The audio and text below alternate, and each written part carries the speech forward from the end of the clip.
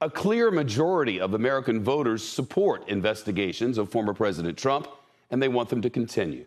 An NBC News national poll found 57% of voters think the various probes into alleged wrongdoing by Mr. Trump should continue because they believe, they say, that he needs to be held accountable.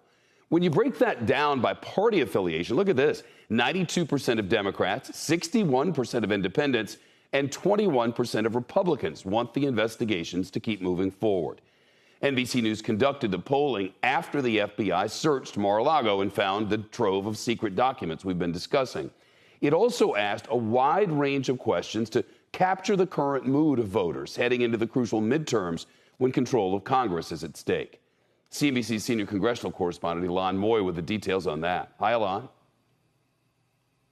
Hi, Shep. Well, Americans' priorities appear to be shifting ahead of the midterm elections. Now they see threats to democracy as the most important issue facing the country, ahead of even the cost of living. 21% of voters put it at the top of their list in our NBC poll, more than any other issue. It ranked number one for 29% of Democrats, 17% of independents, and 17% of Republicans as well. But speaking to reporters in Kentucky this morning, top Senate Republican Mitch McConnell downplayed these numbers. We saw between the November 3rd and January 20th changing of one administration for another. There were those who were trying to prevent the orderly transfer of power for the first time in American history.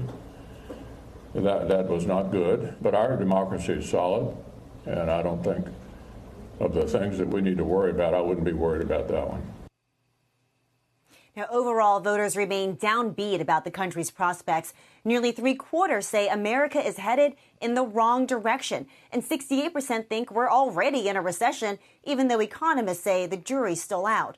Meanwhile, President Biden's approval rating held steady, albeit at a low level of 42%, as Democrats notched a series of legislative victories over the summer.